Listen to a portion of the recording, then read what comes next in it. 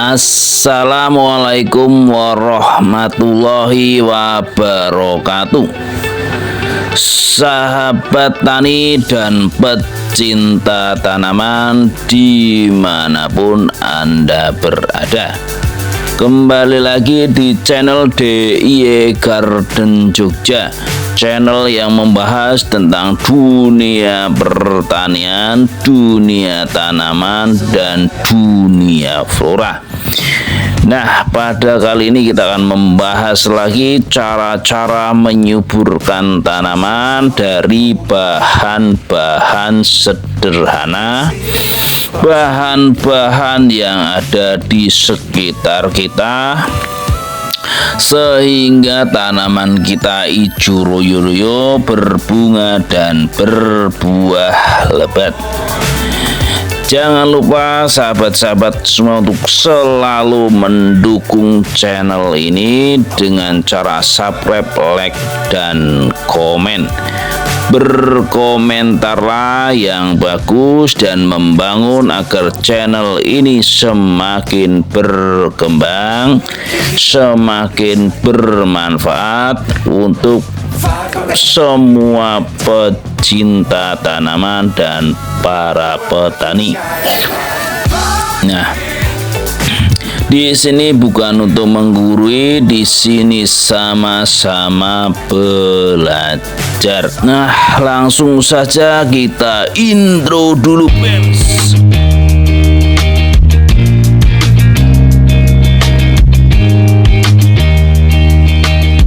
Kita tunduk poin saja ke inti pembahasan.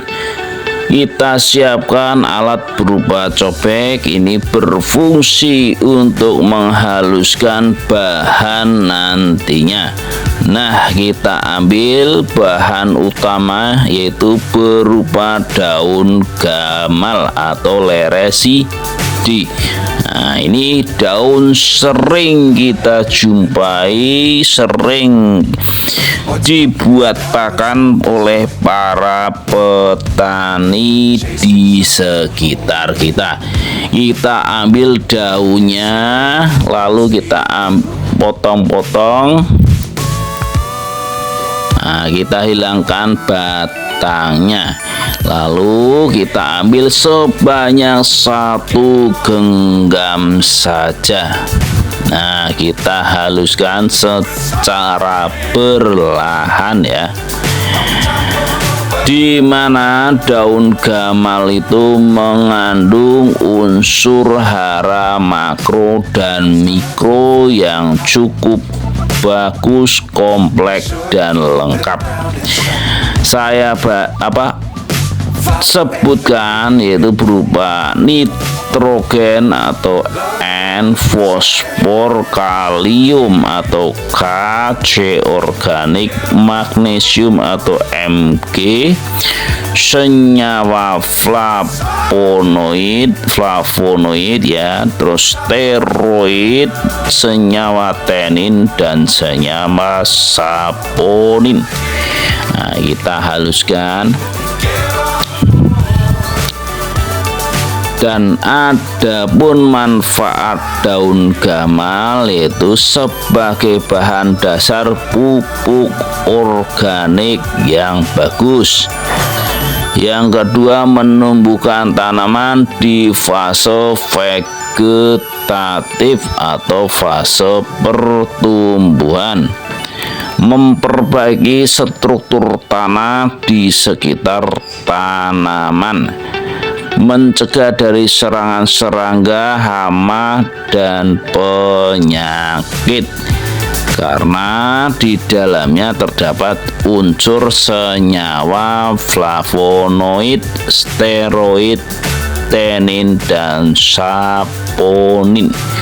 Cukup lengkap. Selain menyuburkan, ternyata daun ini juga membuat tanaman kita sehat semua. Nah, kita masukkan ke dalam ember. Ini untuk campurkan nanti dengan bahan-bahan lainnya sehingga akan tercipta pupuk organik super canggih dan super dahsyat tentunya, sehingga tanaman kita itu subur dan berbunga dan berbuah lebat tentunya jadinya ya. Nah, kita masukkan air leri atau air cucian beras. Nah, ini kita masukkan, ini kemarin udah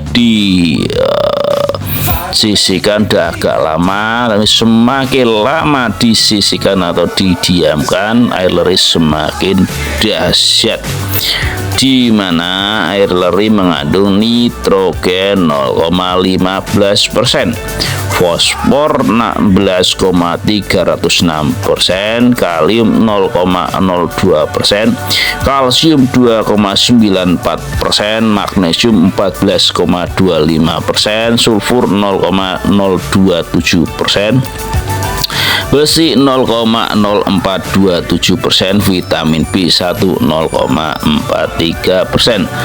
Sumber laboratorium tanah umum dan analisis bahan pangan UGM 2011. Nah, setelah diaduk-aduk kita masukkan bahan selanjutnya, yaitu berupa EM4, lalu kita aduk.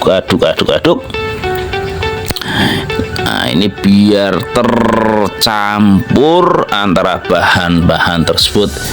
Nah, EM4 itu adalah biang mikroorganisme. Jadi biang mikroorganisme. Jika tidak ada EM4, bisa diganti dengan Yakult atau tape singkong atau tape ketan.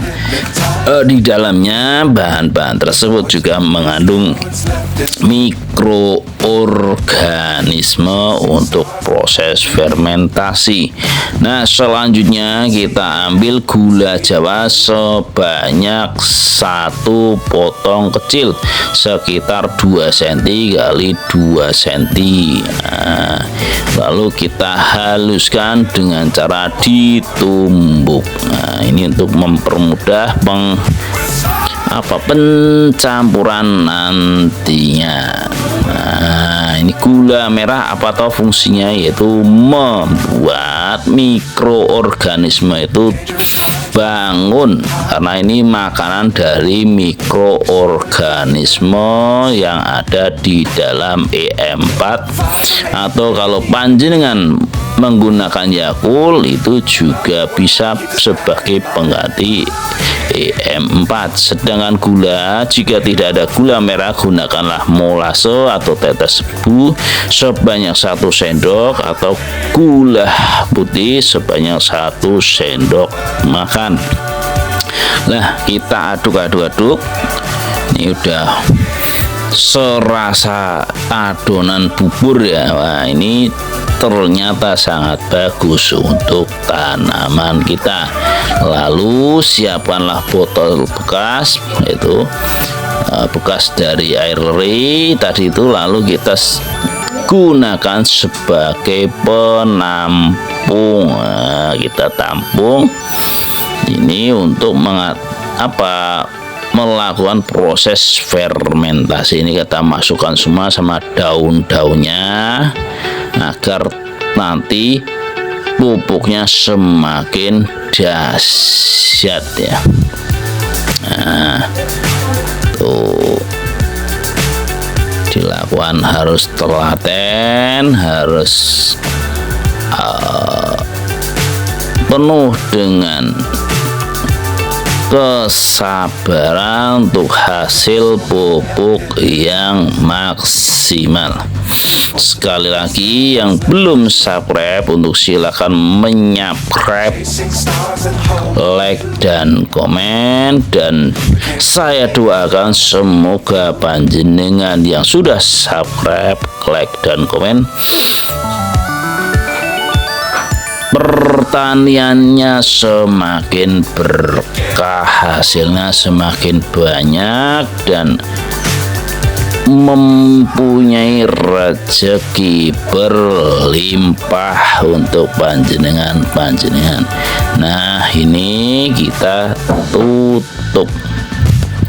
Nah, kita kocok-kocok ya, kita taruh.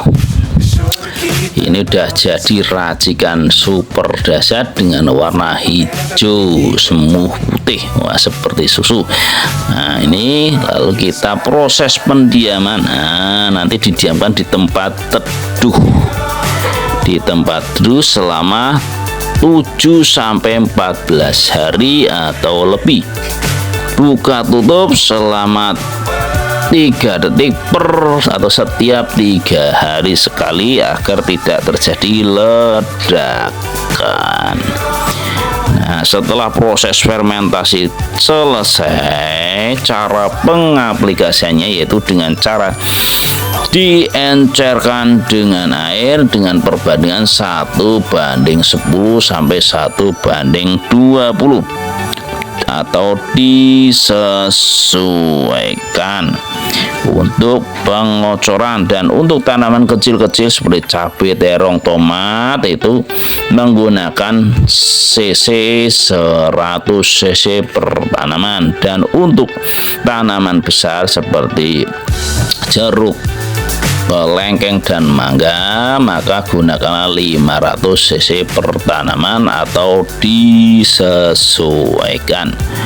Nah, ini ternyata bisa juga disemprotkan ke tanaman-tanaman kita, yaitu dengan perbandingan air. Kalau untuk penyemprotan lebih encer, yaitu 1:15 sampai 1:25 atau disesuaikan, dan disaring terlebih dahulu pupuk tersebut agar tidak menyumbat alat spraynya atau alat semprotnya. Nah, demikianlah sahabat tani dan pecinta tanaman dimanapun Anda berada.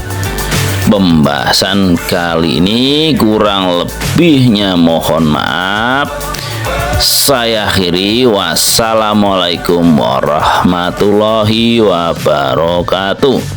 Salam sukses untuk pecinta tanaman dan para petani. BEMS. Fly forever if you keep it tight.